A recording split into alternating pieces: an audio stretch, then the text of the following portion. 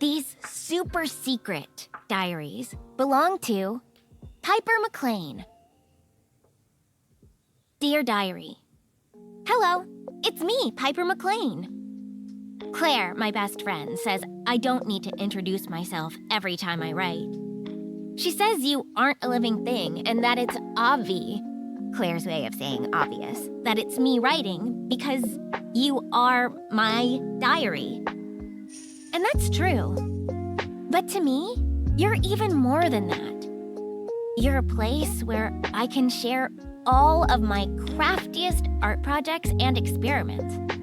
I'll plan out everything here before I even start. Then,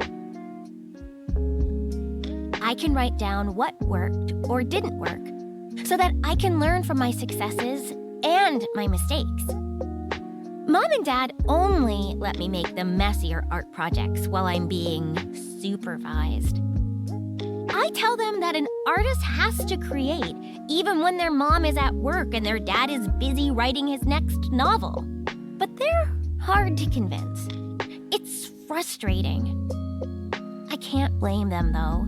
They still haven't recovered from my exploding rainbow volcano experiment.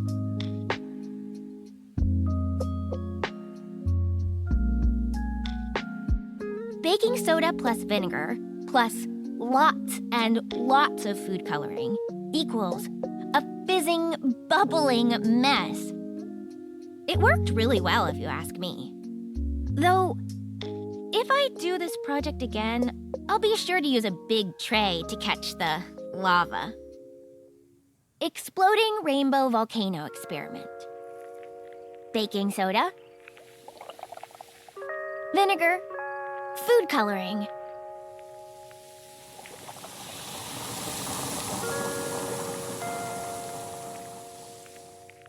Splat.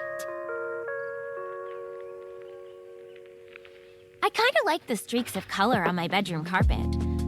Mom, not so much. But from now on, before I dive into a wild idea for an art project, I'll plan it out with you, diary. This is where I can dream about how to make my ideas come to life, just like the most adorable pet on the planet, my Cosmo. I have a lot of allergies, which is why Cosmo is the perfect pet for me. I can snuggle him without sneezing. I made him, kinda sorta by accident, out of glittery slime and space dust. With you and Cosmo by my side, nothing's impossible. Just slime and space dust. Dear Diary, I have a problem. Remember Claire, my best friend? Well, it's almost her birthday. I wish I could be excited. Birthdays are usually a reason to celebrate. Birthdays mean crafting a gift that is extra fun and fabulous. I love making gifts for people. But birthdays also mean parties. And Claire's birthday will be an extra big and splashy party. Everything Claire does is big and splashy. It's no mistake that her name rhymes with Flair.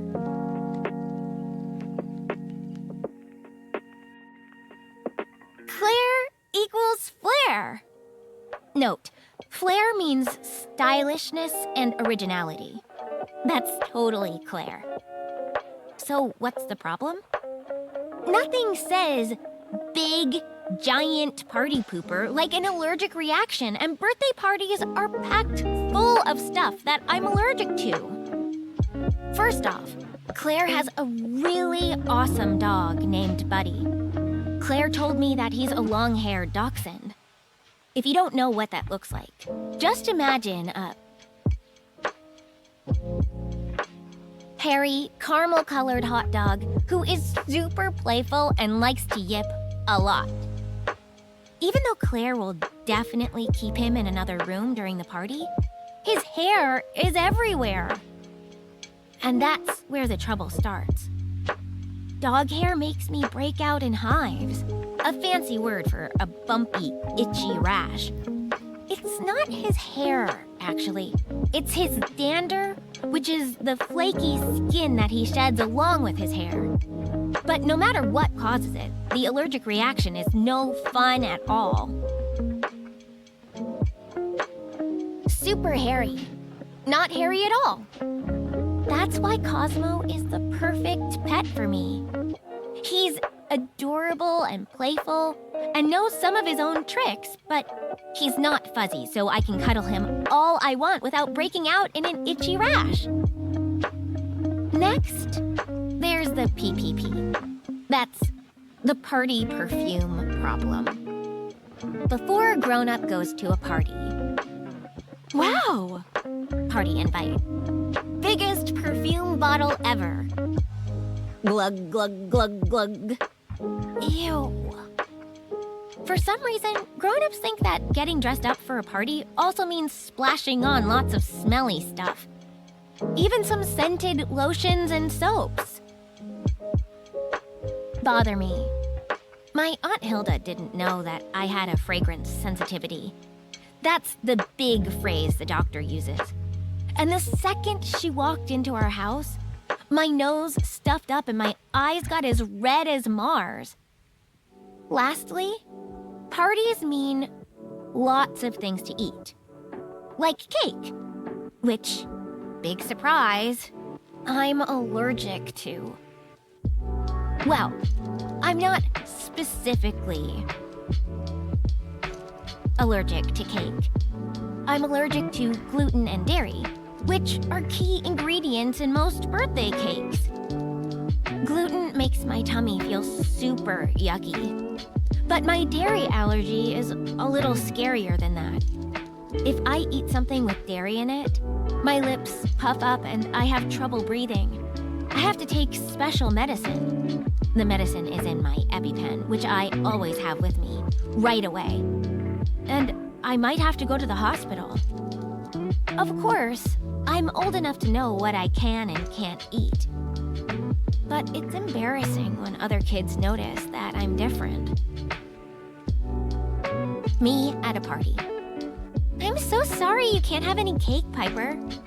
Piper, the crackers for you are on the smaller plate.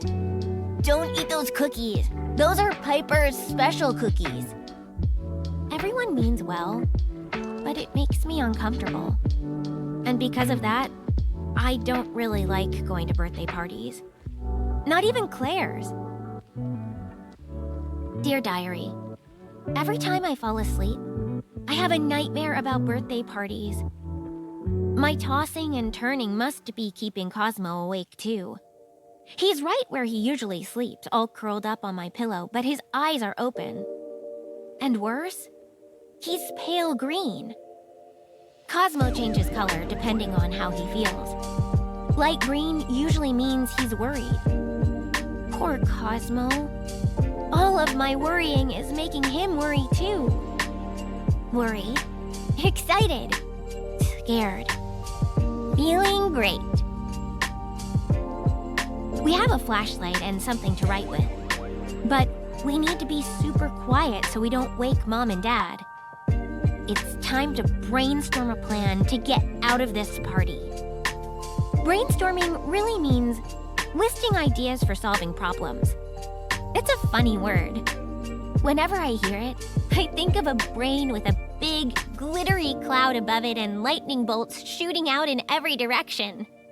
Kinda like this. Boom!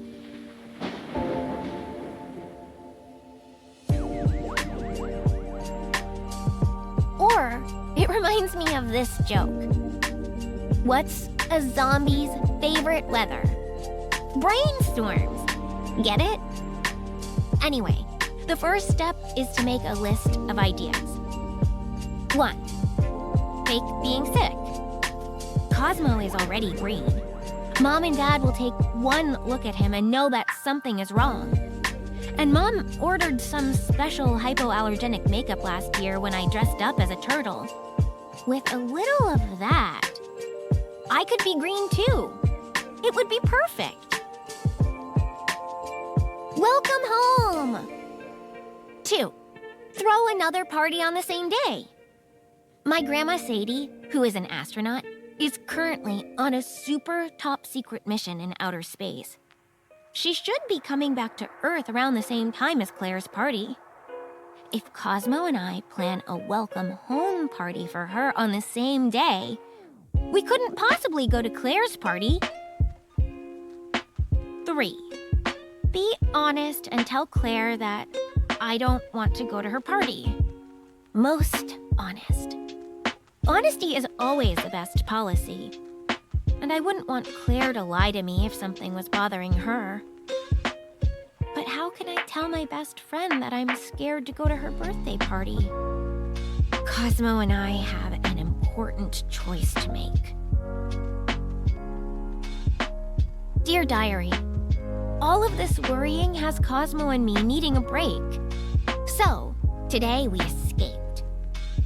Mom just sort of threw some old clothes and emptied out this giant container called a wardrobe box. It's tall, and you're supposed to hang clothes in it. She said I could have it if I wanted to create something with it. Today seemed like a perfect day to do that. With a little glue and a whole lot of glitter, our submarine was ready. There's nothing like exploring the ocean to take your mind off your troubles. We set out right after lunch, saving some grapes to have as a snack on our trip. Exploration makes me hungry.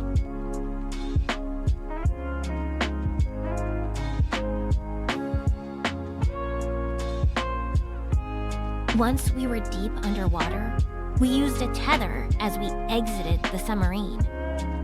A tether, or a rope, attaches the explorer safely to the ship so they can get outside for a closer look at their environment. Grandma Sadie does lots of these kinds of explorations, but in outer space. We used our tether to investigate a dark, underwater cavern looking for pirate treasure. Here's a fun fact. Scientists say that the ocean floor and outer space are not that different from each other. And even though the deep sea makes up about 90% of our oceans, we've explored almost none of it. Exploring the deep sea may unlock answers to outer space. Marine biologists Piper and Cosmo are ready to explore. On our expedition, we found pirate treasure and lots of really pretty underwater plant life. We even found some shells. Cosmo took control once we were back in the submarine, and we narrowly escaped a hungry octopus who wanted our grapes. I don't blame him. They were tasty. I remember this one time we explored the ocean deep in Claire's pool. Claire doesn't like water and really didn't want to go on the adventure. But because I wanted to check out the coral reef we'd made at the bottom of the pool, she went along with it. She even wore a scuba mask and put her head completely under the water. That was so big for Claire, and I know she was a little uncomfortable. But Cosmo and I made sure she was safe the entire time. That's what friends do. Friends keep friends safe. Coral reef fish. While we were talking about our adventure with Claire in the pool, Cosmo gave me one of those looks like he's waiting for me to have a light bulb moment. Meaning I suddenly figure something out. Which I did. I'm sure that if I'm honest with Claire, she'll do her best to make sure I'm safe at her party. Just like Cosmo and I did our best to make sure Claire was safe in the pool. And to remind myself of how much Claire trusted us during our reef exploration, I'll get my craft on.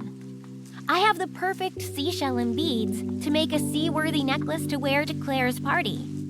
After all, parties are perfect opportunities to show off new accessories.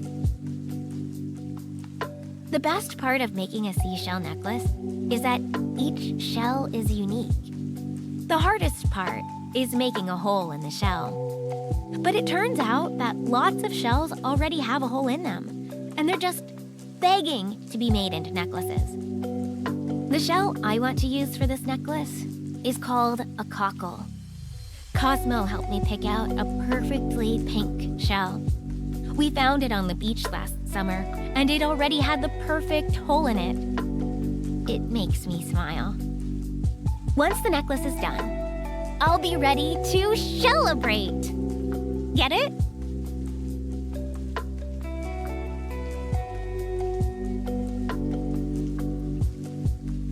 Piper's seashell necklace. You'll need a seashell with a hole in it. I'll use one big shell, but you could use a bunch of smaller ones. Clear craft glue, beads, and other bling. 20-inch long piece of ribbon or string. 1. Make sure your shell is clean. If mine still smells like the ocean, I'll wash it and let it dry before I get crafting. 2. Get your craft on. Use the clear craft glue and beads or bling to decorate your shell. 3. When the glue is dry, thread the ribbon or string through the hole in the shell and tie a knot above the shell to keep it from sliding along the ribbon. I'm going to add some beads to my string for extra sparkle. 4. Tie the ribbon or string behind your neck. I may need Mom or Dad's help with this part. 5. Celebrate! If I run out of shells with holes in them, I'll get extra crafty and create a shell out of cardboard or air-dry clay.